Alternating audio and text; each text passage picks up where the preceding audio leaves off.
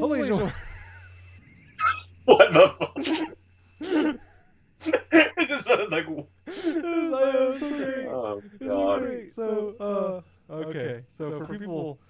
Alright, so what episode are we on? I don't even know. I should probably pull up. I got too many windows open. My PC does not...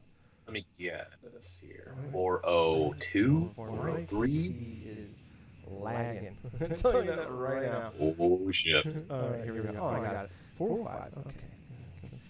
It's going to be fixed in the audio one, but in this one's not going to be fixed because I don't know how to fix it. Alright, so I'll do that again here. Hello, ladies and gentlemen, welcome to episode 405 of the Director's Podcast. I'm most of those, I'm Tyler. Joining me, the man, the myth, the legend himself, Sir Colonel Gables. What's up, buddy? Man, I'll tell you what. The week was fine, pretty busy, but having some days off really feels good, especially since picking up some new acquisitions. That's what I call my new game, pick up some acquisitions. Nice.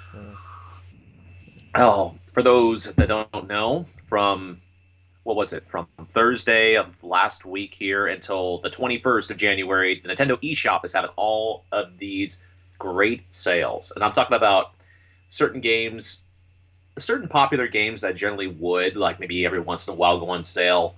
Now it seems like a lot majority. And from checking the eShop, they have an estimated total of like 1,188 games currently on sale, which that's nuts in and of itself. Some of them include like first-party Nintendo games, say like Splatoon 2, like let's see, I forget some of the other ones right at the moment, but Splatoon 2 I know is like about 42 or some. ARMS is another one. So if you've been remotely interested in some of those, I mean, hell, that's the cheapest those two games have been, quintessentially. But more or less, I've spent a lot of good time this weekend just going into some games I just recently acquired for my Nintendo Switch. Nice. But what have you been doing, Tyler? Not a lot, man. Same old, clanging and banging as always. Got my Green Bay Packer hat on here to celebrate. The Green Bay Packers winning, going off first time hosting a NFC Championship game in the Aaron Rodgers era. So got this on. It's very hot. It's going to come off here in a minute. I snuck this on right as I hit start recording. And then Gables was looking down to grab his coffee, and I was just there looking at him in the camera. I'm like, just you look up, bastard, look up. And then I see him look up. It was funny. It was good times. But this is a big episode. I'm taking this off. I can't. It's hot. My ears are sweating. How do I take there? It is. Oh, God. Oh, that's what you know is a good hat. Yeah. Oh, yeah. It's great for outside. I tell you, it's really great, but not practical. Not practical at all. But this is a big episode for us, Gables. Hopefully this is working. I don't know. We did like a little mini test thing, and I think it worked, but we'll find out.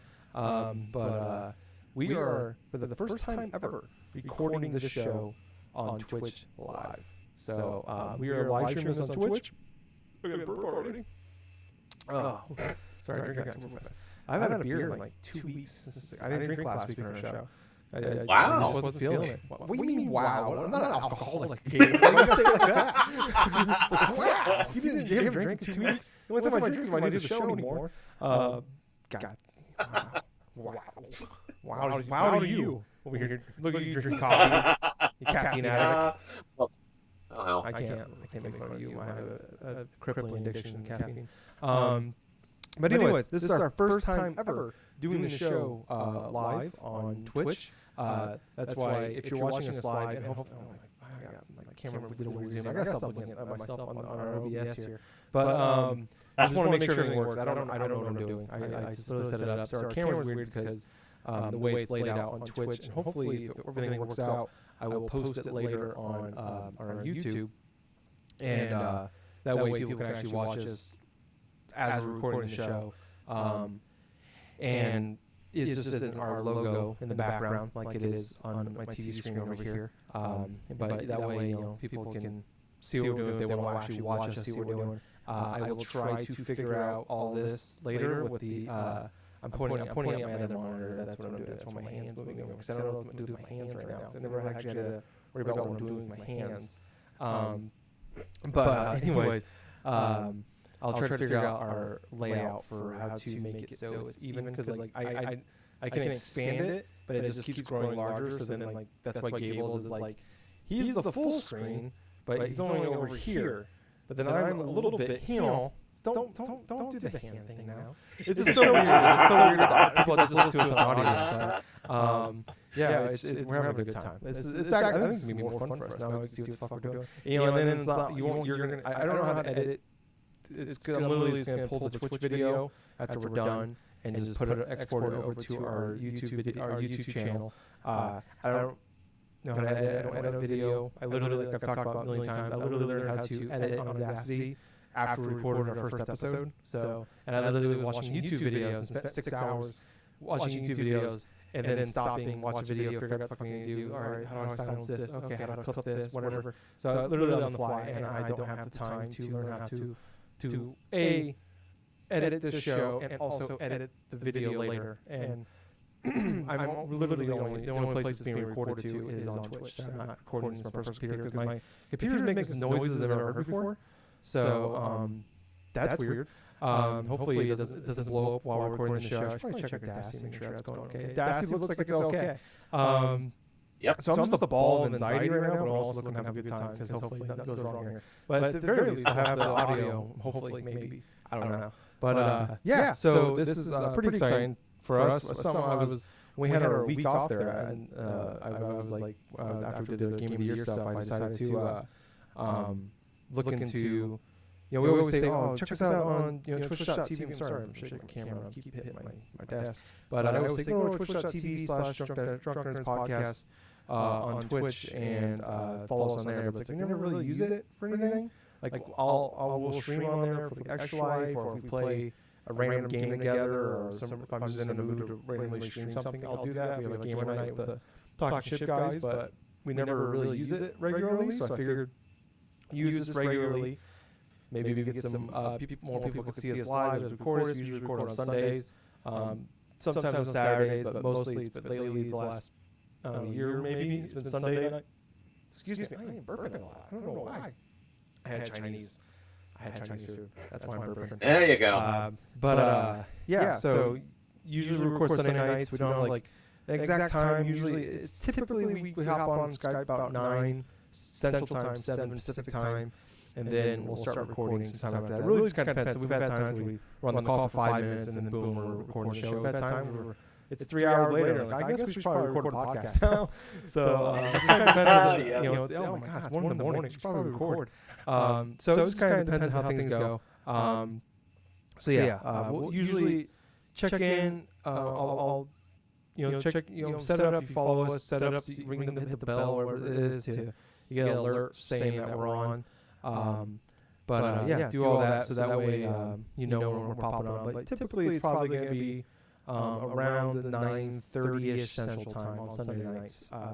And I'll post I'll get better about posting on like our Twitter and Facebook page about going live, around this time. So it's gonna be hard to kind of get an exact time. Maybe we'll work something out. I don't know, but we do this for fun. We don't do this for anything else. So I think we're just going to kind of do it the way we want to do it. And hopefully you guys join us for the ride. But if you're an audio listener, I'm sorry for that, but it's just something we wanted to say. But if you want to watch the video version, go to our YouTube, Drunk Nerds. Yes, Drunk Nerds, I'm pretty sure. Probably know that by now. And then also on twitch.tv slash Drunk Nerds Podcast. But I had an issue. If you go to just twitch.tv and you search Drunk Nerds Podcast, we don't show up. But if you just type in Drunk Nerds, we do show up, even though our name is Drunk Nerds Podcast on there. I don't know why, but that's how it's worked for me.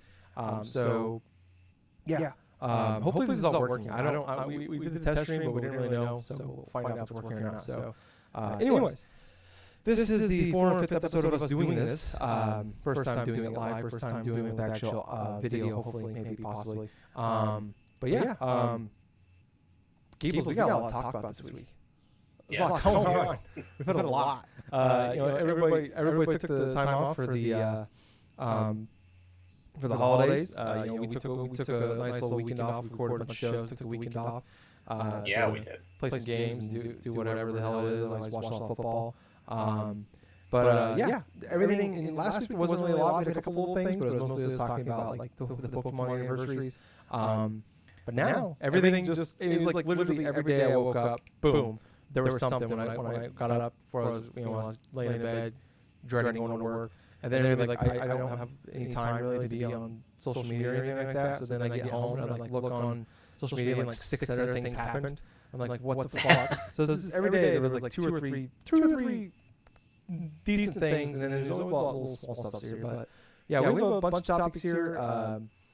I don't know where to start. Let's start with some Nintendo stuff first, actually, while we're at it. So starting off here, we actually had a Super Mario 3D World trailer. First time we actually got to see finally Bowser's Fury. We've been talking about what forever. Like, what is it? What is it going to be? Is it going to be, just an extra world, some more levels? But it actually turns out to be, it's more of a open world area. We have Bowser Jr. going around with looks like a paintbrush of some sort, and you're like taking out, looks like it's like a Splatoon thing, but it's like you just got to take out the ink kind of thing, and then Bowser just what's all the Dragon Ball nerds call it when you Super Saiyan. I was thinking more like the Gigantamax thing from Pokemon. What I was thinking. But I just gotta say right now, there's a lot of kids that saw that trailer and saw Cat Mario being huge for the first time.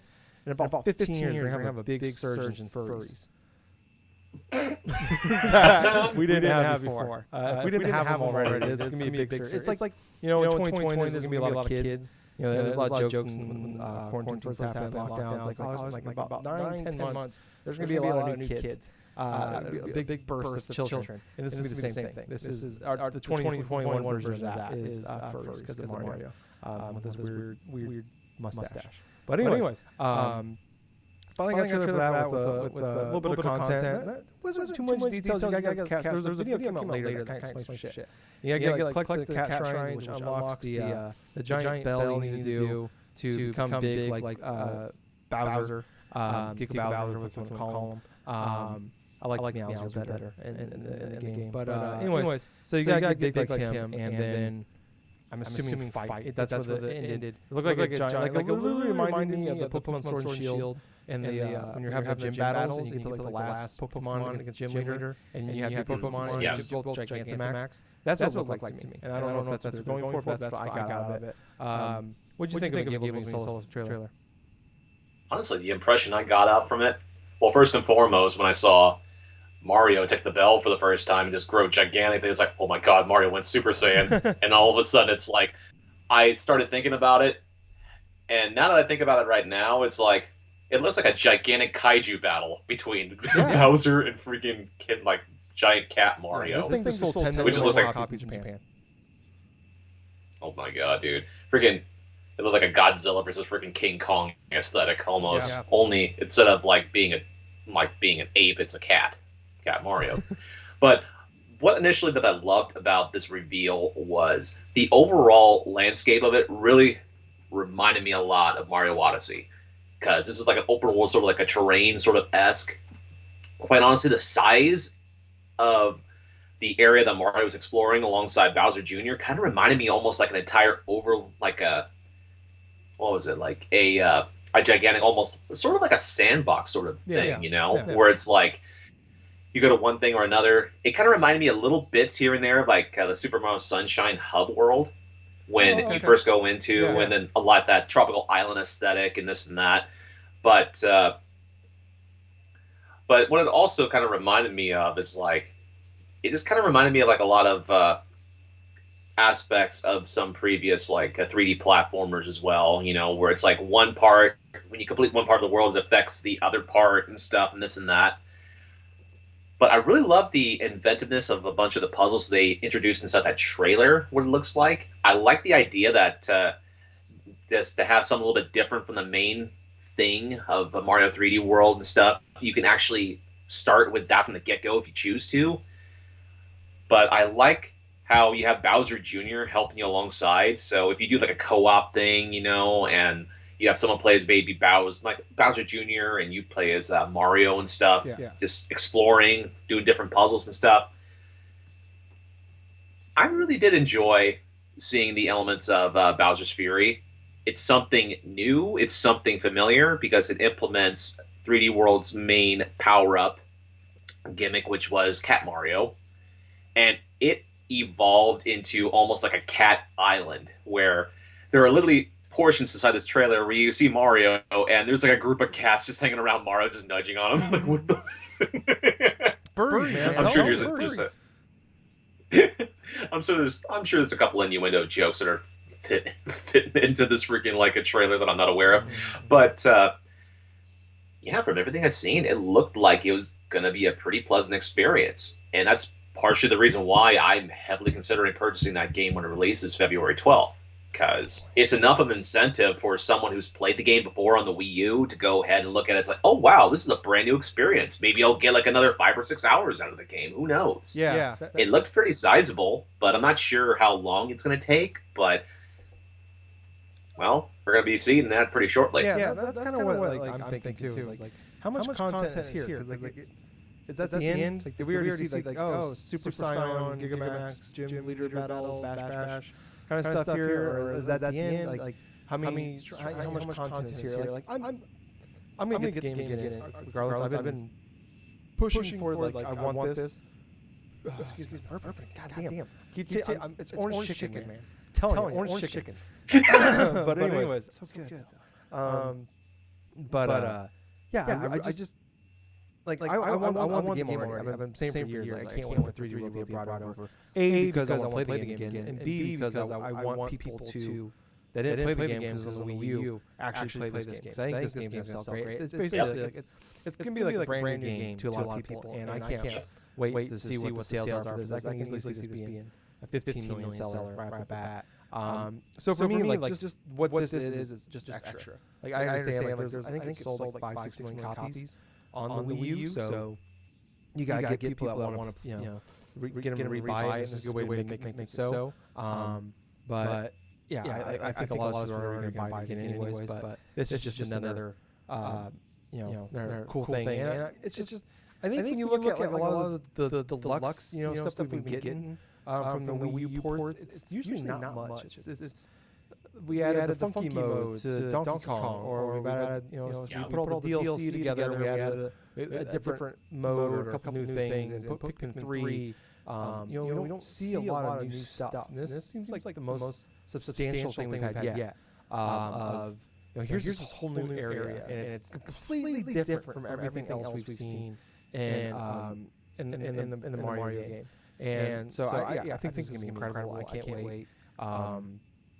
February 12th. I mean, this game I pre-ordered months ago at GameStop because they have a poster. You pre-order it, it's a cool poster. I'll show you the poster later. It's actually cool now. Well, they had one, not another one. It's actually cooler because it's like Bowser standing, like giant Bowser standing over Mario and Bowser Jr. like on a cliff. He's huge. It's just like I'll show you. It's awesome. But yeah, I'm all in on this game. Like it's already one of my favorite games. Like we've been talking about the Game Generation podcast, and we haven't done it yet because me. I haven't got sat down and done it. Put my list together.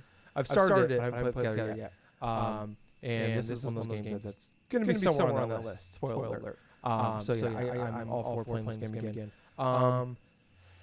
Next up here, sticking with Nintendo, new Pokemon Snap. It's just a game we were just talking about last week. As far as what's Nintendo going to do for Pokemon's 25th anniversary. This game was coming. It's supposed to be a 2020 game, but then COVID obviously pushed it back. We're talking about. I thought this game would get early this year, and turns out we're getting it. It just randomly dropped the trailer. I really woke up, was just do my morning poop. TMI. For you guys, not me. I was there. And sorry.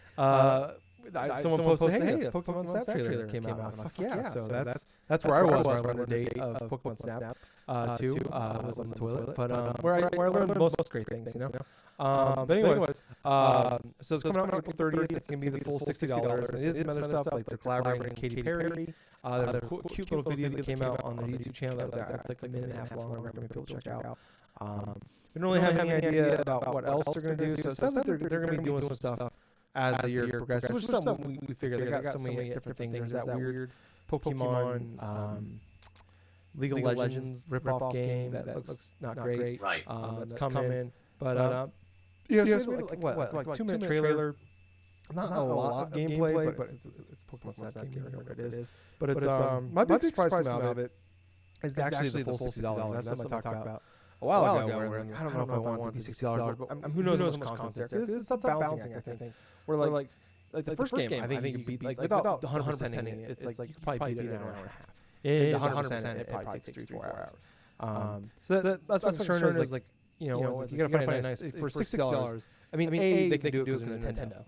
We're gonna buy it. We've claimed this game for 22 fucking years. Like they know we're gonna pay $60 for it. This is a game that no people want, and Nintendo knows they can do that. They're gonna do that. I don't really necessarily blame them for that. I'm buying it, but I'm gonna like old man yells at clouds kind of thing. But. Yeah, I don't know. I don't. This game can't be 8 hours. It can't be 10 hours. So you're gonna find a middle ground where it's like you're keeping entertained. You're also gonna want to get. It's balance act. I think the Pokemon company's done pretty well. Like that balancing act of like the old and the new, keeping those old fans, making them come back. Some new ones come back. Keep the older fans like me keep coming back. Like playing like Let's Go Pikachu, and then there's I even picked up Pokemon Sword and Shield, stuff like that. So.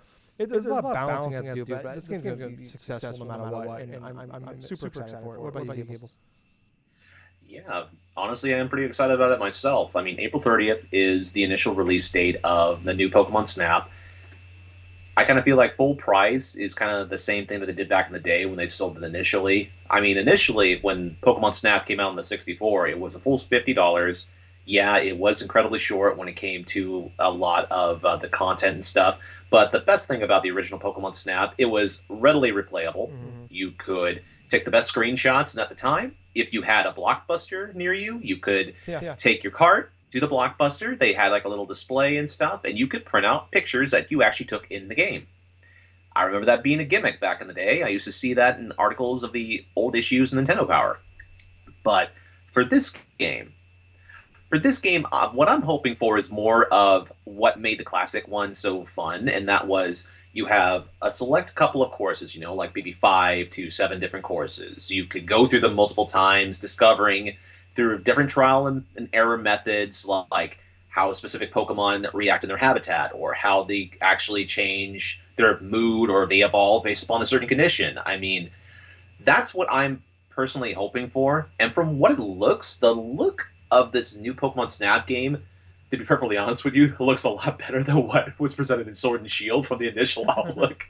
Which, I'll be perfectly honest with you, a lot of hardcore fans, when they saw the footage of new Pokemon Snap and saw how good that thing was going in motion in my game, were pretty pissed off that we didn't get the same thing for Sword and Shield. Much smaller game, though. It's not this. Well, that's true. Not giant world, but it's not a big open area. And what's the big open area they had in Sword and Shield?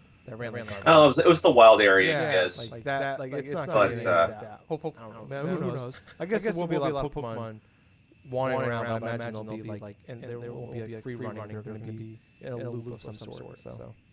Well, yeah, of course. And because it would be like a traditional on-rail sort of thing, I mean, it's from like start to finish, have everything else in between. As long as it captures the same feel and the same type of replayability as the original, it should sell fine. I mean, if you're a hardcore Pokemon fan, or you're just a new person going in, it's like, oh, hey, this is Pokemon. Oh, it's a photography game. Let's go ahead and try this out. It's non-threatening. It's very much a Pokemon game through and through. And I can't wait to experience that when it comes out during April. Yeah. You brought up a good point about like, getting better scores when playing. Like, that was something as a kid I would constantly play. Beyond Rails is another big thing. I think that's my concern is like, don't get too like we found like with a lot of games like when people are claiming for something, just do that same thing but in 2020, 2021, whatever. In this genre, exactly. Era. Don't get too crazy. Just make it look nicer, update it a little bit, stuff like that. But don't change what it is, because we love it for what it is. So don't fuck with it. And like that's don't make an open world. Like put on rails. The thing that does suck is they announced that there's going to be no online anything. Like I would love it to be able to compare scores or compare screenshots with friends. And that's something I wanted to talk about. I'm going to talk about 3D World, where it's like I'm going to miss the Miiverse. Oh yes, like the that was the that whole coolest thing. fucking Yes. thing to me. Was like after you beat the level, all the people like I know they're really changing how we can do with stamps in this game, but like that was the coolest thing. That was something like a lot of us talked about when they announced the Switch. It said Miiverse was dead. Like that was such a cool thing that I wish they'd bring back. Like, and I know how big they are about like online protect children and all that shit, but it's like that was so cool, and it was like nobody else was doing it. Like PlayStation, they have the stupid little feed thing. I know Xbox does, but like the Miiverse was badass. I loved it. Take the screenshots and post them on like forums or share them with your friends, put them on your own personal feed. Like it's like a cool like we don't personally like me personally. I don't think Gables or like for the most part, a lot of us like we don't, especially our friend codes work. We don't have a lot of friends on our friends list. I have like 10. I have more than 10, but like there's only 10 that I actually like give a shit about. Like people just I attach it to my Facebook and people on my Facebook send I don't care about them. That's not a word but you know what I mean. Look, those people that are on my Facebook, we're just gonna do this live. They're not like gamers like we're gamers or anything like that. They're not like actual people I know in real life. They're not Justin. They're not you. They're not people like talk shit. People I play with. It's like people I know will have fun with that. And like I love it. Like I was thinking about 3D World. I'm gonna miss that. Like get to the end, you see your score, and you see all the cool pictures and funny things like 6-7 seconds beat that. On 3D World, and then you see my friends' screenshots of the cool pictures they've taken, and like see their scores and be able to beat their scores. Like have leaderboards. And I mean, I don't imagine a lot of people, my friends, gonna play this game, but even still to have that option, like even like Gables and I go back and forth on some cool stuff. That's something that makes me miss. Like I've been thinking about that more lately, especially after they announced the trailer with 3D World. And like talking about the stamps, like I just think about Miiverse a lot lately. I miss it. I miss it. It's good times. Dude. Life the Miiverse with 3DS, that stuff was fun. Yeah. It was fun. Who would have known that our life would peak that Miiverse? Who saw it coming? You know what? A lot of people felt the same way about PlayStation Home when that was a thing. Oh God! I just remember like all the scary people wearing Subway cups with Nathan Drake's face on it, and all the Cole McGrath costumes. Yep. That was worse. That needed to go. That was bad. Don't do that. But anyways, moving on to some non-Nintendo news. Where can we go from here? Let's jump up and we could probably make this quick. So, Mass Effect Legendary Edition was announced on in 7 Day, which was also Extra Life, last year. And it's so weird saying last year. You're talking about something that happened 2 months ago. But yeah. So Legend was something that was leaked through forever, got delayed because of COVID, obviously, and they had issues with Mass Effect 1. They're like trying to do a lot of changes to make it more modern to like 2 and 3. And then it was like, it's supposed to come in October, and then it got delayed because of that, and then it's supposed to be, they said spring. Well, a few sites, like always, some, a different country posted it on, there's like with the date, March 12th.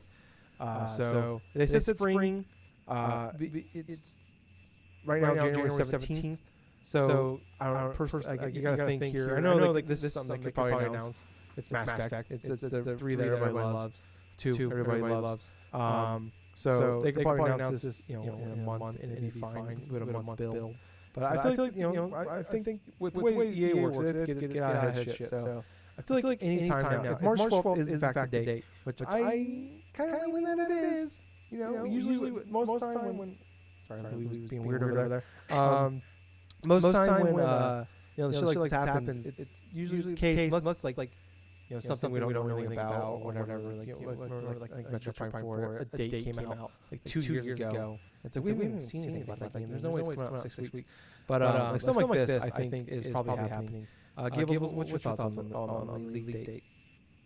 To be perfectly honest with you, it could be any time throughout the month of March or like early April and stuff. I feel like that this is a credible leak date because, for one, EA's been sitting on this trilogy for a while now. I mean, we've heard nothing but like rumors about it for the past almost like a past year and a half when it came to that stuff.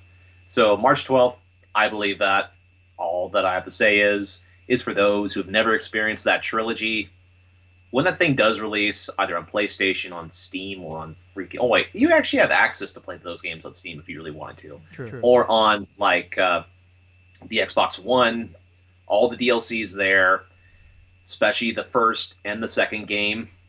Quite honestly, a lot of the second game's DLC is pretty damn good, in my honest opinion. Not only just the... I'm not talking about the Zahid stuff, because, you know what, that's fine.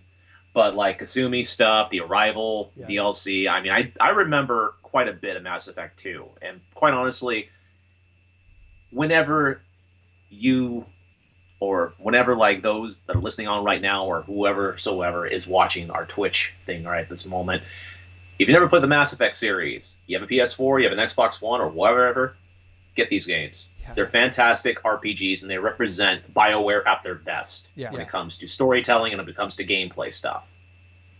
They're definitely peak games. I can't. These are games I can't fucking wait to jump into. It's like I wish they were here like now, like a month ago, because that would be the perfect time. Because like, oh yeah, I mean, there's I don't. We're in a weird place because we don't, like we talked about last. We have so like last week we had no idea for most things. Now we have some dates are filling out. So it's like there's there's not a lot right now. March and April filling out a little bit. There's good stuff coming. Ubisoft delayed some games this week, but Red Republic and Far Cry got delayed, and one of the games that got delayed. Prince of Persia got delayed. So it's like I mean it's not as busy, but there's stuff coming out. So I can't wait till like I have like a month or two, because this is going to take me a long time to beat these games. I can't wait to sit down and just fucking plow through these fuckers. But moving on, Gables 2, we got a couple kind of some Disney news here, some Lucasfilm news. So Lucas Games is back now. After Disney bought them, they shuttered the whole thing. What was that, like 7 years ago, 8 years ago? They got rid of it. People have made a lot of really great indie games like just Space and like Tales of Island, things like that. Also a lot of Star Wars games come out. A lot of people love those games. They got rid of it. We're not interested in making games anymore. Like whereas EA, you got to in your contract, exclusive contract, you make games for us. So kind of interesting. They announced on I think it was like Tuesday, like whenever a Star Wars game comes out, it's gonna be under the Lucas Games mantra, kind of like how Marvel is. Like the Marvel universe, there's always a little splash at the beginning. PlayStation has it now. It's kind of thing everybody does now. Well, then it came out. So they announced, I believe, the very next day, that Ubisoft's Massive Studios, the makers of the Division games, is making an open world Star Wars game. No real details on it other than basically they've been working on making this deal for almost a year. And a lot of people bring up the question, like, what does this mean for EA? Like, they got rid of, a lot of people were thinking, like, jumped to the conclusion that they the contract, they canceled the contract. That was a big deal. Like 2017 after Battlefront 2 and all the bullshit with the loot boxes, like Disney was pissed at them, all that about, like this cancel the contract, blah blah blah. So basically, from what I think a lot of people are like, I don't think there's any confirmation, but a lot of people are gathering that. So the contract runs through 2023 for EA on exclusivity. I think it's exclusivity though, like only they can release Star Wars games. So I think there was like a cutoff in there where like Disney can start talking to other people, or Lucas Games in this case, can start talking to other people about making games like 2020, but they can't release the games until basically 2024 is what a lot of people are gathering now. We don't really have dates or any concrete facts, but so Star Wars, Ubisoft's now making Massive Studios, guys like I said, make Division 1 and 2, making an open world Star Wars game. Gables, what was your thoughts on this news? To be perfectly honest with you, yes, I was surprised when I heard the inklings that Ubisoft is going to be making a Star Wars game. I feel like you're on a good point, though, when it comes to the whole negotiations between that, because with EA having that contract to 2023, when essentially making Star Wars games, that license, that, I kind of felt that, and a lot of other people thought that EA just had a kind of a stranglehold with that. Mm-hmm. There had to have been some sort of talks going on that would allow, like, Lucasfilm, like Lucas Games or whatever the hell, to go through and talk with other type of developers, obviously. But I feel this is kind of exciting. And I say kind of exciting because, having the Star Wars IP at another publisher, another developer right now just sounds super appealing, only because for the most part, EA consistently dropped the ball with the Star Wars franchise, with that IP in general. Yeah. The only exception, and that's probably going to be for like some people, I haven't experienced the game myself, but Star Wars Fallen Order. I think that is the one game that really was a fun commercial success with not too much controversy that surrounded that game's release. Right now, you can get this game for super cheap. I mean, like I've seen it for like $40. I've seen it on Game Pass, because EA, you could easily download and play this game now if you really want to and experience it. Yeah. But other than like the Star Wars Battlefront games and also like Fallen Order and stuff, EA hasn't really done a lot of positive stuff with this IP. And so hearing Ubisoft going through and developing like an open world game, I mean, yeah, I'm excited that this is going to another developer and stuff in order to, have something new and different. But at the same time, I really am hoping that Ubisoft is not going to, say, make it just another generic, say, Assassin's Creed clone or a lot of the other types of, open world games they've done and developed for initially. I mean, Assassin's Creed's one, the Watchdog games, like the Tom Clancy Ghost Recon, whatever the hell. Yeah. But Ubisoft has a particular formula when it comes to their open worlds. If they're going to spend, and if you're right, potentially, if these games don't see release until like 2023 or 2024, then I hope they spend like the good solid 2, like 3, or how many years or something developing and make it unique, more so unique than some of the other previous open world games that they've done. Because quite honestly, us as gamers, we have endured the Ubisoft formula in terms of their sandbox games. We know what to expect. We know there's going to be checkpoints and stuff that you have to go through and like scope in a surrounding area. We know we're going to have some sort of either drone or a bird or some sort of scope out like targets here and there so we can pick them off one at a time. As long as it's creative, and I'm being hopeful at this point because with Ubisoft, it's literally 50-50 with their open world games. Yeah. I'm just going to be looking positive at it. That's how I feel about it. No, I'm with you. I like that, being positive. Because, I'm in the same boat. Like, I'm in the middle ground. I think it's going to be a Ubisoft game. Because, I don't... Like, I talked about last week about Valhalla. It's like I have that weird feeling, that weird relationship with Ubisoft games, the last generation, basically. Of course, this podcast about how they changed their games. And I don't know, like... I don't, as Ubisoft goes more in this direction, I've definitely fallen off of them. I feel like it seems like a decent amount of those hardcore, early Assassin's Creed fans, like they've fallen off of them. But it's bigger now than ever with what they've gone the last 3 iterations. So I feel like, and we're not gonna have time probably this week, but the NVDs came out for best-selling games for last month, and then for the year, and it's like. All of the games are top sellers, so it's like there's no reason to change that formula. And I think EA sees that, or not EA, Star Wars sees that, Disney sees that, Lucas Games sees that, Jesus. And it's like they don't want them to change that formula. They want them to do the Ubisoft game, but a Star Wars formula. And I'm sure a lot of people are feeding for that. Feeding? Is that the right word? Craving for that? Craving's a better word. I don't know if feeding is a word. I just made it a word. It's not. But craving, that's kind of what I was going for. Like they love that. I've heard people on Twitter like when that news came out, loving that. I'm just like, that's not what I want, But I'm not gonna poo-poo it. I'm excited for it because just from the standpoint of somebody else is making a Star Wars game. Right. Like EA, they someone talked about 2017, like they squandered it. They canceled 3 games, including Amy Hennig's game. They hired the lady, the big one, probably one or two biggest, most important people for outside of Neil Druckmann. Like those are the 2 biggest people for the Uncharted games. And then they hired her to make a Star Wars game. And they said that game's too much like Uncharted. Don't make that game. What? So and then they canceled 3 big projects of theirs. They released Star Wars Battlefront. That was Battlefront 2, obviously. It seems like it's a better game, but came out to controversy.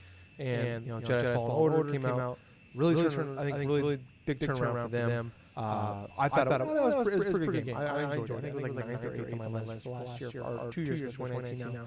For Game of the Year, but I know, like, I talked to Justin, a lot of people, like, that's their Game of the Year. Squadrons, I know, like, a lot of people enjoyed it, but smaller games, not bigger, but, I think they're on the right path, but it's just too late. I know we're probably going to get a follower or two. I'm sure there's some smaller stuff in development. But I just love the idea of, like, them kind of doing what basically the Marvel side is doing. They're the same company, different studios, basically, different people working on, putting together Marvel games. You see, like, the Spider-Man games. You see the Marvel Alliance 3. We're seeing some cool things come out of what they're doing. They're picking their people who they're going to work with. And like, hey, we have this cool, like, we want you to make a game like this, but in our universe, can you do that? It's like, fuck yeah. It's like, think about that. I was like, you're trying to think of, like, cool studios match up with, like the Shovel Knight guys work on making their own, like, Super Star Wars game, shit like that. Like, that's, you get excited for that, about some cool matchups they can do. And it's just like, I love the idea that other people are going to be able to work on Star Wars games. I'm just not enthused about who they're working with to make Star Wars games. I feel like, it's the big guys. They're going to the big guys. And they're going to sell one. There's going to be an audience that loves those games. If you love them, they're good. That's awesome. But I'm not really, like, personally, I'm not enthralled by it. But it makes sense. It makes sense for why they're doing that. But speaking of, making some moves here with Lucas Games, Machine Games, the makers of the Wolfenstein games, is making Indiana Jones games. Just announced we had a little teaser trailer. All we got, it's like 30 seconds. Showed pan across a table with some, like, there's a passport on there. There's a plane ticket. He's going to Rome. It takes place in 1937, so it takes place between Indiana Jones 1 and 3, because 2 was the prequel. So somewhere in there, there's some, like, blueprints for the Vatican. Not a lot of other news. Todd Howard's going to be the executive producer on it, which is actually cool. He's the director of the Elder Scrolls Fallout games. Kind of a fun fact about that. He's actually the one that pitched the idea to make a Indiana Jones game. So like, he's the one that like started this whole collaboration in the first place. But I don't know, when you heard that the Wolfenstein guys are making an Indiana Jones game, what were your thoughts? Complete surprise, honestly. For one, it's like, that's an IP that we have not seen in a hell of a long time from any publisher. I mean, the last thing I can remember is the Lego Indiana Jones game on the 360. Yeah, I was trying to think. I remember it was like I think there was like a 64 game that was like an Indiana Jones game. I think there was that. There was one on the Xbox as well, an obscure one a long time ago that wasn't particularly great. Okay. But I'll tell you what, though. I mean, that's fairly exciting that you have Machine Games, you have Todd Howard and stuff that. Obviously, this is a passion project of them, so this is going to be something that they're going to be working hard and diligent on. And from what the initial things that I've heard and stuff, I'm excited. I feel like this is going to be an interesting action-adventure sort of style of game. Oh, yeah. But I'm kind of wondering if they're going to take cues, say, from, like, the Uncharted series or even, like, some bits of, like, Tomb Raider in regards to exploration and stuff. Because those two series, in my honest opinion, Uncharted and Tomb Raider, are both akin to classic Indiana Jones. Yeah, in some retrospects. Yeah, sorry. Uncharted is like a love letter to Indiana Jones. Mm-hmm. I mean, it really is. We've been talking about that for, what, 14 years since Uncharted 1 came out? You want to hear something that's funny, though? Yeah. Learning about the news about it and, like, people on Twitter reacting, it's like, who's Indiana Jones? Oh, boy. That hurts. I mean, I think the first film came out in 89, which is the year I was born. So, I mean, I'm definitely, like, I grew up in the, basically by the time I was able to, like remember things, like, it's been out there for a while. But I still, like, I'm not, like, a huge fan. But, like, I fucking know who, I've seen the movies, I enjoyed the movies, except the fourth one. Second one's okay. But, yeah, that hurts. That's oh, those poor Zoomers. Yeah, anyway. Poor bastards. But I don't know. Like, it's exciting news. It's a weird thing where it's like much like the Star Wars news with Ubisoft. It's like, all right, cool. Like, it's a weird mix, but Machine Games really good at making some anti-Nazi games, which I'm all for. Killing Nazis is never not fun.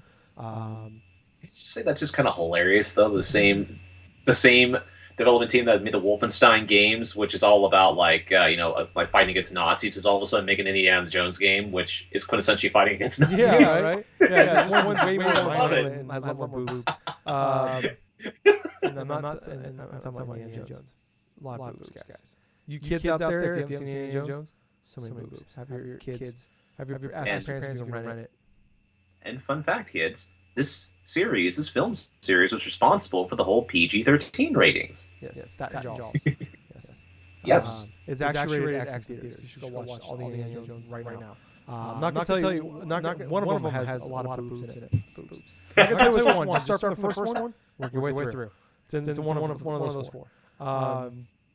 But anyways, ruining the youth, pissing them off at the same time. Yeah, it's a weird mix where it's like, okay, machine games, all right, they make great first-person shooter games. They're making an Indiana Jones game. It's gonna have to be third person. This is a game that neither Todd Howard or Machine Games are made before. They always make. I know like the Fallout games, Skyrim or whatever, Oblivion, Elder Scrolls. Like you can go first or third, but it's not. You can't traverse like you're not gonna be able to like swing on a whip or anything like that. You're not gonna be anything crazy, like Fallout or anything like that. So I think that's interesting how that works. But I think Machine Games can do it. I think you look the way they revived the Wolfenstein games. It's awesome. I think it's just a matter of like how much freedom they have to make this game. With Lucas Games, I mean that's something that we've heard people in the past talk about, like working with any IP in general that's not yours. Any licensed games is like a pain in the ass because you gotta fit within. It's gonna be canon now, so you gotta fit within the stories that make sense for the rest of the world, and then also you gotta make sure that they like it and blah blah blah. So like Star Wars is definitely worse. One of the harder ones to work with that. So I imagine the same company, so it's probably difficult as well. But I'm all for it. I just hope that this doesn't interfere with Wolfenstein 3. Because we were on a pretty good path there with 2014, 2017, 2021 now. Are you going to get Wolfenstein 3 here? No, Gables, because Daddy wants Wolfenstein 3 because I want to kill Hitler. Because we're going to kill Hitler. And God damn it, I want to fucking kill Hitler. I mean, I technically killed Wolfenstein 2.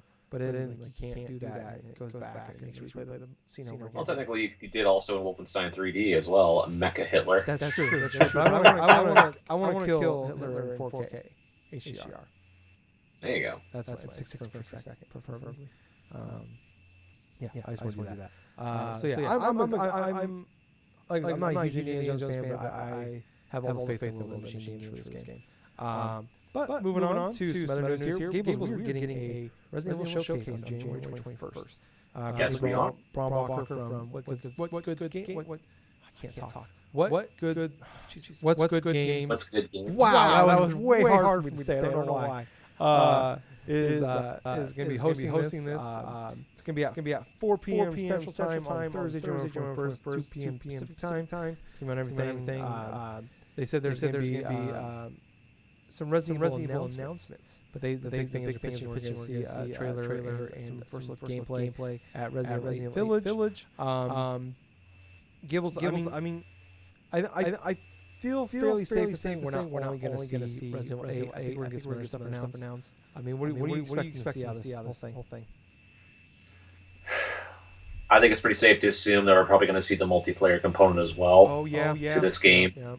Because that's something that's been heavily hinted at as well. But from what I'm hoping to see how, well, obviously more of the gameplay, but maybe more about the story and the setting. Yeah. Because we did see tidbits of it, and apparently there are spoilers of the plot somewhere online right now for Resident Evil 8: The Village. So I would definitely say for people, you want to be excited when you play this game. Stay off of any type of major things like say Reddit or Twitter when it comes to anything Resident Evil related, because like any other video game, big budget, if it's like something that everyone's looking forward to, you gotta believe there's going to be people that's going to be leaking spoilers no matter what. But other than that, though, I'm really excited to see how the game performs. I'm also excited to see if we're going to actually get a release date for this game. Yeah. But it's fairly close now. What is it, like the 21st? Yep. Thursday.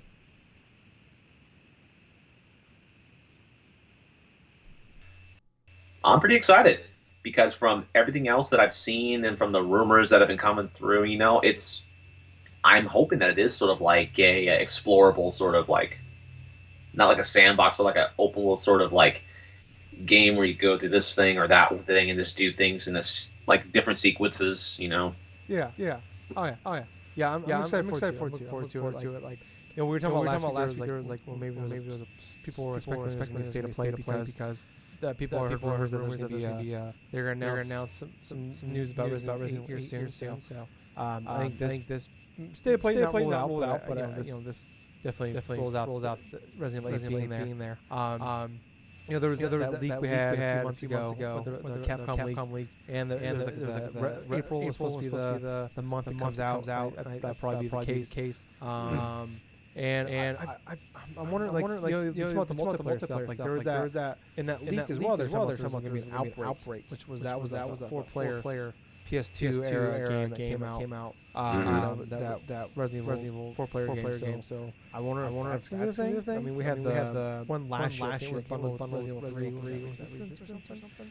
And nobody liked it. And I don't think anybody really played it. Everybody's just fell off that real fast. Yeah, you know what? Traditionally, with Resident Evil, when it comes to multiplayer games, like online multiplayer, they've not had a good track record. And any type of attempt at certain games like that, whether it be on the PS2 era with like Dead Aim and Outbreak, whether it be like Resistance with what was bundled in Resident Evil 3, or even like with Umbrella Corps from like the PS3 and Xbox 360 generation, Capcom has tried repeatedly to try to make a multiplayer style like shooter game with the Resident Evil property, which sounds promising on paper, but they've lacked the execution on almost all attempts. Yeah. And for the most part, I mean, up until I would argue his last few games they put out, the remakes in 7. The games themselves, not like super fun to play games either. Where it's like, I'm not saying they're bad gameplay games, but they're not. If you're not replaying the game for how great gameplay is, you enjoy the loop, you enjoy the puzzles, you enjoy the story, you enjoy the skills. Well, yeah. It's not. This isn't a Destiny, or this isn't. They're not this great fast-paced or first-person shooter or something like that. I don't think their games roll over well great for multiplayer.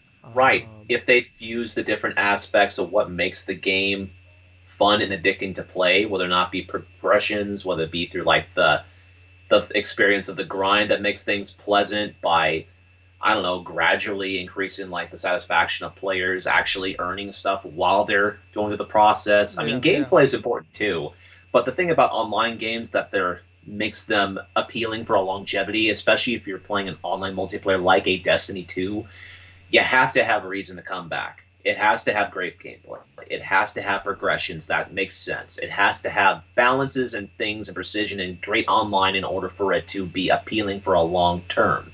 Yeah. No, I agree. I don't know if they have that to make that. So they'll keep trying. I think we're gonna get like we got a sneak peek at that. There's that Resident Evil Darkness. The anime series that's coming in 2021 on Netflix. I think there's gonna be a live action Netflix one too. I know they're reboot the movies. Live action movies. It's more grounded. It's actually gonna make sense. It's gonna be more Resident Evil. I don't even know if they begin filming on that. Cast people, but I don't know if they. Oh my god, dude! Maybe we get a teaser for that. This also is the 25th anniversary of Resident Evil. So a lot of big shit happened. That's very true too. Yeah. So it makes me wonder if we're gonna get more than 8. I mean, I think 8 would be enough. But I mean, personally, I don't know. But I think they're going to something bigger. Maybe we get. I think Resident Evil 3 or Resident Evil Revelations 3 that was rumored, and that was a thing in the leak as well. And then maybe we get a teaser for Resident Evil 4. Perhaps, that was also inside the rumors and everything else. Yeah. And quintessentially, that's the last noteworthy game, in my honest opinion, that well, besides Code Veronica, let's just be perfectly honest with you, that's another game that should have gotten a remake treatment. Yeah. But Resident Evil 4, yeah, if we see hints of that, that makes perfect sense. Yeah. The 25th anniversary of Resident Evil, you have 8, you have the online component of that, and alongside of something that gamers have been sort of looking forward to, you know? Yeah. So I say sort of because, Resident Evil 4 has been released multiple times. 700 times. It's quintessentially on a toaster now. Yeah, I'm pretty sure I can play it on my watch at this point. They typically don't. There's not like a big timeline between Resident Evil games being announced and released. Like Resident Evil 2 was E3 to January. Resident Evil 3 was like January to April. And this one I think is what, September? I think it was announced in September or revealed in September and assuming April. So there's not usually. So if they do announce Resident 4, assuming that's an early 2022 game, this would be kind of out of the realm as far as the big those bigger titles go. Moving on to some PlayStation news here. So CES was a digital event last week, and PlayStation was there. They showed a little sizzle reel, which we've already seen. But there was a little thing at the bottom with some small letters or small words about dates, stuff like that. So coming out of it, a lot of people were freaking out about it. It's funny, the last two of things they posted about PS5 have been like the biggest news about PlayStation PS5 launches. Been two videos they released with small letters. They have dates, like Ratchet and Clank and Gran Turismo or first half games, and then Horizon Forbidden West and God of War Ragnarok are second half. That was the one they posted a random 2-minute video in like December or November with that. And then we had this. There was a nothing sizzle reel, and then at the bottom people blew it up. And then now they you can watch the video back on the PlayStation YouTube channel. But they took this little thing at the bottom with all the shit on it out of it. They scrubbed it out of there, but in it, Ratchet and Clank and Horizon's Forbidden West sometime in 2021. Kena, Bridge of Spirits is March. That was that weird fantasy game of Force, I believe. Little Devil Inside is coming in June. Solar Ash is coming in July. Stray, which is that weird cat robot game. And Ghostwire Tokyo are arriving October. And then Project Athia will be launching in 2022. That's that game everybody thought was Final Fantasy 16. And then Pragmata, which everybody thought that was the next Hideo game, was a 2022 game. Now it's pushed to 2023. So that's all stuff coming out. Not a lot to say on it. I don't think. It's cool. We got some timelines, but until we get some announcements, until really games come out. I mean, delays always happen all the time, especially now more than ever. I think people are more on the side of delays than ever after Cyberpunk. Obviously COVID, just games in general get pushed all the time. So I don't know. It just kind of reminds you there's a decent amount of games, pretty big games coming out. Little Devil Inside. I don't know what that game is, but it looks fantastic. I watched trailers. I couldn't remember I remember the name. I went back and watched the trailers. Oh yeah, this game fucking awesome. I just don't know what it is. Solar Ash. That's the Hyper Drifter guy. That's his next game. That's coming in July. Can't fucking wait. That game. That's that rollerblading looking game. Stray, the weird cat game. What do you think about it? There's a cat. There's robots. Ghostwire Tokyo. That's the evil thing guys. That game. That's the PlayStation for 6 months. Coming October. And then we obviously know about Ratchet and Clank and we don't really know Horizon. But yeah, I don't know. I mean, it's just kind of cool to have some timelines. But I mean, it doesn't really mean much until they actually officially announce them and we get some more details. Like half the stuff we haven't seen gameplay for. What was your thoughts on this? Well, to be perfectly honest with you, I saw little bits of the supposed games are supposed to be releasing towards the end of this year for the for PlayStation in general, PlayStation 5, PlayStation 4, whatsoever. It looked like a freaking giant flow chart and saying, okay, this is the games that's supposed to be released, this part or that part. Honestly, I'm fairly excited because, for one, it's like the Ratchet and Clank games, the Horizon game releasing this year. There's still kind of a thing where it's like, okay, Horizon still releases on PS4. We already know that. I know the Ratchet and Clank thing is still exclusive to PS5. and stuff. But it's nice to know that there's an outline of what games are going to be releasing this year. There are obvious games. There's obviously the spots in this list and stuff for some months that we don't know anything about. Like definitely saying no, like November, like the whole August September sort of thing. Yeah. But it's like a typical. Okay, we know the games that release in the first half of the year are quintessentially from Sony. Like I know Returnal is supposed to be fairly soon. March 19th. Yeah, March 19th or so. So it's a couple months away. But yeah, it's fairly exciting. It's fairly exciting for new PS5 owners. Yeah. Well, those games, I think Returnal and Ratchet Clank are the only two that are going to be PS5 only. So the rest of them will be on PS4 and 5. So yeah. Like I said, it's cool to have some, have a little bit of a timeline. But like I said, until we see some shit, get some confirmations. I'm not you get too crazy about it. A couple more topics, but I think we're going to save them. One's just about CD Projekt apologizing, but just whatever. It doesn't bullshit. I don't. Anyways. So Gables, it's been a week now. It's part what we talk about playing. Do you want me to go first? You want to go first? Tyler, why don't you go first this time, man? All right. I hate myself. So what? I started playing a game again. Okay, you started playing what game again? I've ranted about it many times on this podcast, Gables. It's not Resident Evil 6. It's not Resident Evil 6. I don't know why. I was just at work the other day, and I was. I don't even know what brought it on. I was just like, okay. Oh man, I just can't let it go. Gables. It's like it's just like oh man, you think about it. How you could have done things differently, or maybe you could make it work, or blah blah blah. Maybe I'll just try harder, push through, get better. You know. Fucking talking about Death Stranding. I started playing Death Stranding again. I can't let it go. It's that thing in my past. You gotta. Maybe we could have worked it out. And so I've only put like another hour and a half into it. I just fucking threw it on easy. It's like fuck it. Because I played it about this time. I was looking at my trophies. I got a trophy today. And I was looking at it. I'm like, last time I played this game? It was about this time last year. I tried it again. So it's just my annual. And it was in end of 2019 when I played it the first time. I'm not digging this. I put like 3 hours into it. I put like 7 hours or so into it again in January. And I'm like, I'm not digging this. I went on my rant about it.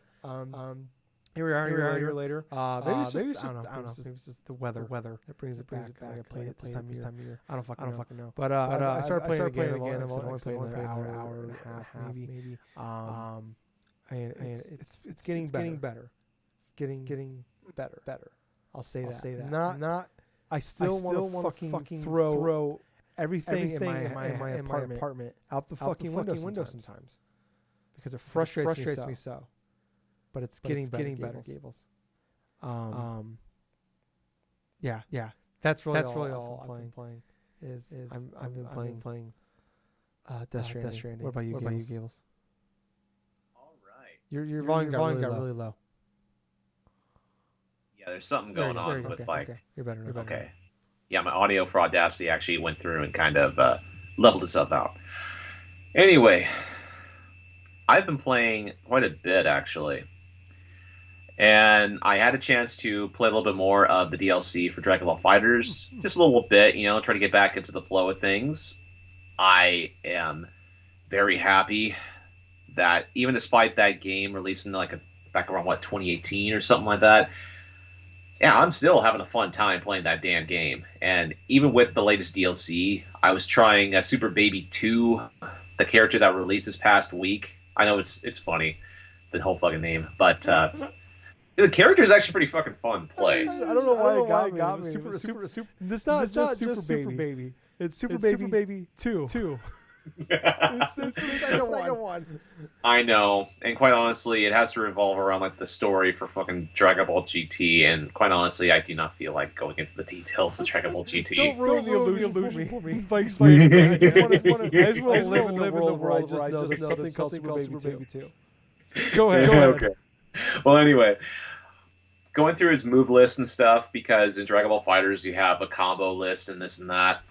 It was pretty fun going through his thing up until like I actually got to the last combo set, which the last one you have to combo like a couple of different like light and like medium attacks and stuff, and then all of a sudden end it with his level 3.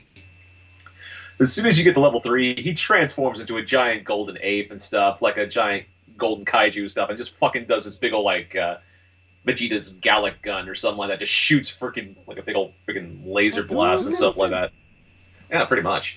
It was fucking fun. It was fucking hilarious, dude, because it's like you can combo into this move pretty easily, right? And all of a sudden, it's just pretty much a cutscene. He transforms into a giant golden ape, fires off a blast, just does massive damage, like over half the freaking life bar of your opponent. And it's pretty fucking fun. I have to admit, man, it's like with Artwork Systems, the makers of this game, plus other fighting game franchises like Guilty Gear and stuff, they definitely know how to go with the ins and outs of each character they've done with this game. And that's what's made this game really enjoyable and is definitely one of the best games of the past generation, in my honest opinion. Well, with that, I'm still waiting on the last character, which will be coming out like over the span of this year, like Super Saiyan 4 Gogeta, which I'm kind of wondering how they're going to go with his moveset, considering there's another Gogeta, like Super Saiyan Blue Gogeta and all this other crap. It's going to be another overpowered character. I mean, that's kind of obvious at this point, in my honest opinion. But other games that I have been playing, like I said inside before recording and also at the beginning of this episode, I splurged on the eShop. Dude, $50 got me 8 great games. Or, at this case, compilations of great games. On the eShop right now, you can get games like the Castlevania Collection, Contra Collection, and like some other like Konami collaboration games for like $5 a piece, man. And let me tell you, the deal with some of these compilation games, like this set in general, it's fantastic because you get the Castlevania one, you get all like Castlevania 1 through 4, Bloodlines, and like the Castlevania Adventure games, the Game Boy, and an unreleased game in Kid Dracula. For Contra Collection, it's like you get not only the arcade versions of the first and second Contra, but you also get the NES games, Contra, Super C.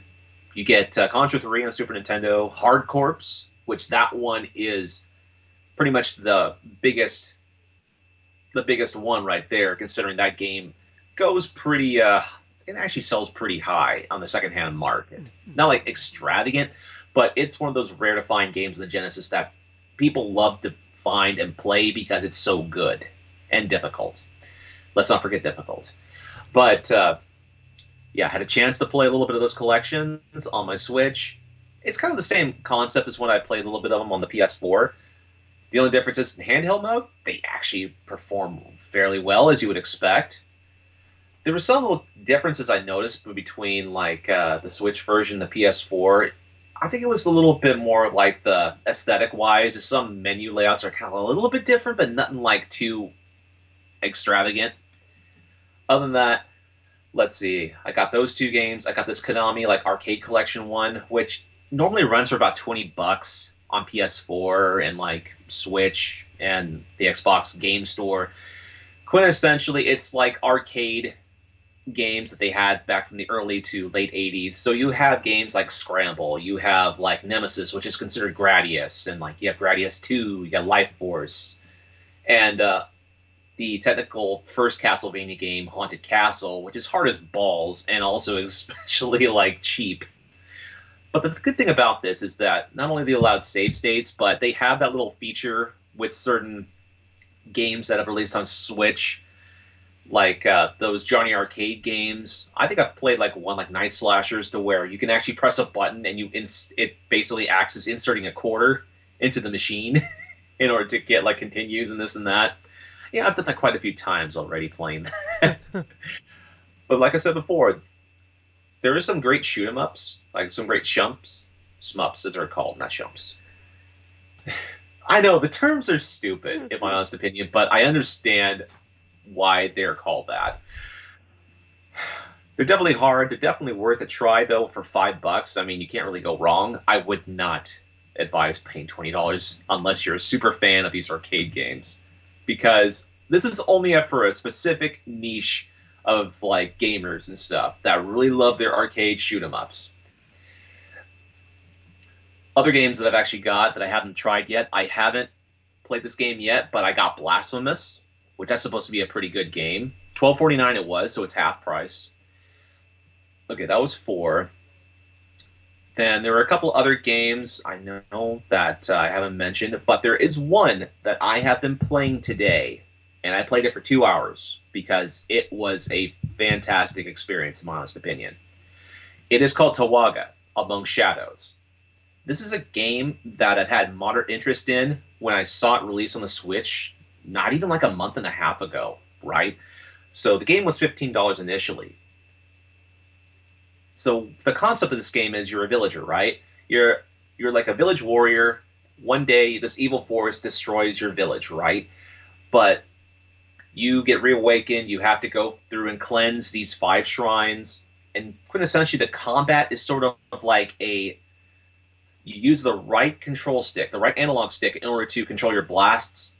And what's interesting about it is you get to earn all sorts of different types of shards of jewels in order to upgrade certain aspects of your character. So quintessentially, it's sort of like a roguelite. There's RPG mechanics inside of it, but it's like a simple action game to where you go into these different phases. So in all those like 42 phases, it actually says inside the story mode.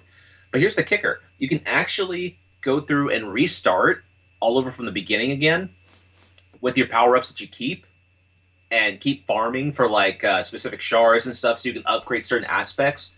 Like there are certain things you can upgrade that are pretty stereotypical of certain games, like more life, more like mana, like collective stuff, easy regeneration for your health and your magic and stuff, increased range, width of your wave beam that you shoot, increased damage, this and that. But the thing about it is, through each phase, you have options to like defeat a lot of these different void enemies, and there are different enemy types that are introduced every couple of different waves. So like every 2 or 3 waves or something, you encounter a new type of enemy, or in different shrines, you encounter new types of not only enemies but different types of power-ups. I think there were like around 5. I want to say 5 different power-ups that you can actually use for like magic. So you start off with sort of like a wind sort of thing, then all of a sudden introduced to like a frost element, and then the third one is like an earth element. In 2 hours, I'm quintessentially, I feel like I'm through like half of the phases, so 22 out of 42 in all.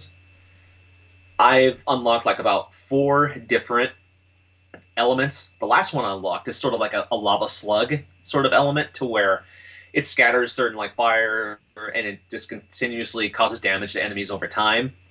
But the premise of this game is you're standing on a podium, right? Or standing in one place in certain aspects of this game, and you're just basically using your right analog stick to just point around the camera and stuff and shoot enemies that are coming from you from like all directions. So it's like a 2D game, right? It's like a 2D action game, but it sort of has like the aesthetics almost of like say a Guacamelee or of like certain cel shaded like 2D games of that type. And there are certain elements inside of like particular portions when you're going through like specific shrines where you gain access to quintessentially go into like a spiritual state where you can fly around and shoot void enemies and do this and do that. So out of the 5 shrines, I've cleansed about 3. The game is super fun. I spent, like I said, around a good solid 2 hours, but in that 2 hours, I got a lot of things accomplished. I maximized my damage because it goes into certain like elements of like upgrade stats. So for damage, you can upgrade your thing up to like about 6 times to max out. I think the same thing with like the wavelength, like the wave beam like width of it increases like maybe 10%, like 10% more damage, 10% more width or something like that. On top of those upgrades, you also have a separate upgrades for your magic things to where you can upgrade like the width, I think, of the magical elements from that as well. So there is a lot of replayability with this. The game feels extremely smooth. There's nothing like inconsistent about the frame rates or in terms of like anything terrible or broken about it. The enemies are unique enough to where it feels fresh every time you go through a different phase. And the best part about it is this game is on sale on the eShop, and it only cost me about $2.24. That, in my honest opinion, is the best bang for your buck I have gotten from this eShop sale. So Tawaga, that game on the Switch's eShop, it's also on PS4 as well. I think that one was released around late 2019, early 2020 for PS4. So if you want to get on that platform, that's fine. But if you have a Switch and you want something cheap, but it's going to last you for a long while, definitely pick up Tawaga. Nice. That is a fantastic game. Very cool. Very cool. Very cool. Very cool. Yeah, so you're definitely getting your buck on this. Oh, no shit. I'm sitting here. Playing Death Stranding for like the 15th fucking time. I don't know why I do this to myself. I don't know why I do this to myself. I don't know. I just can't let it go, Gables. Can't let it go. Anyways. Yeah. I don't think we have much more else to talk about other than that. Thank you so much for listening to us. This is your first time listening to us. We appreciate it. Hope you guys enjoyed the show. It's not. Sorry if this isn't the greatest quality of anything. If you're watching us live right now, or you're watching us later on YouTube and video, it's the first time doing it. Said, I don't know what I'm doing here. I literally installed OBS like a couple weeks ago. I was fucking around with it and did some Googling and it's like ways to do this. So I'm doing it like this is how we're doing it. I'll try to work on it, make it better. So that way, at the very least, or video looks better. I'm pointing at my other monitor here. I got two monitors. I have OBS on this one. I keep pointing at the camera right here. I'll work on it, trying to get better, so it works better, and looks cleaner, and it's not oddly cut off the way it is right now. I'll work on that to make that better. I hope you guys enjoyed like this. If you're watching us on Twitch right now, let us know what you think. You can join in on the chat if you want. On YouTube, if you're watching this live, check us out on there. Or comment on there. Tell us what you think. Like I said, I'll figure it out. I'm not a video editor. I've never done before. I'm not really going to. This is just something we're doing. Just it's like not a lot of effort into this. Quite honestly, it's different for us, but we don't have the time to be putting in the video editing side. And it's just kind of like a fun way of being video finally. It's not just when you watch our YouTube videos. If you watch us on there, we do have some people listen to us on there. You can. It's not just background on there. You can actually see us as we're talking. We do as we're talking. If my dog decides to bark crazy because someone walks in our building, I can't edit it out.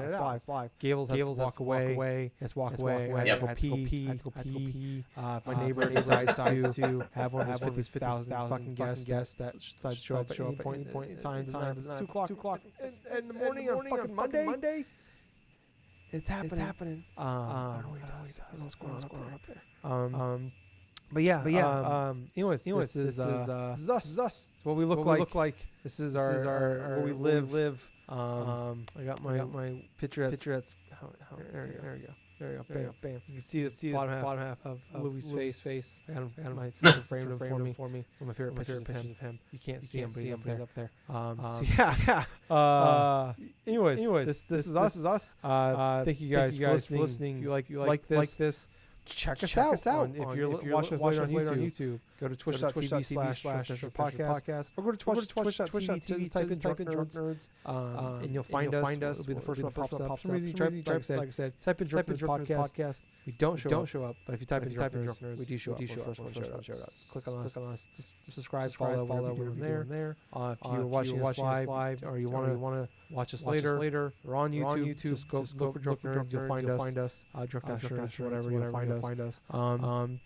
We're on everything else, iTunes, Spotify, anywhere. You look us up. I rather us on everything. Libsyn allows us to be on. We're on it. I put us on all of them. We've definitely seen a big boom this year on that. This is kind of a way I thought we could get an actual boom. Maybe is actually being video. We like doing the show. We love doing the show. And just figured people like to us the better. Now you can see us what we're doing after the show. Fun fact, if Gables does get walk away one of these episodes, you'll find out he's Donald ducking. He doesn't wear pants or underwear while he does the show. He just wears a long t-shirt. So that's fun for you. Maybe next time he'll wear the hat too. The Donald Duck hat. Oh my god. We're at the buy you a Donald Duck hat now. But anyways, dude. Go ahead.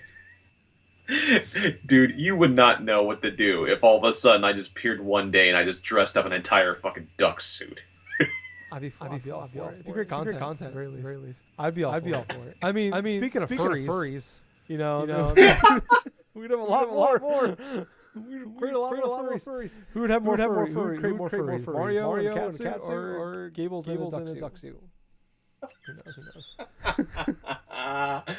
Oh boy! You only find content like this at Drunk Nerds podcast. So anyways, I hope you guys appreciate it. Let us know what you think of it. Love you guys. I was your host, Tyler.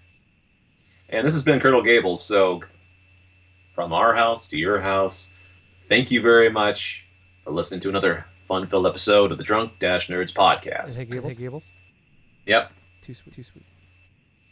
Too sweet, man. Bye guys. See ya.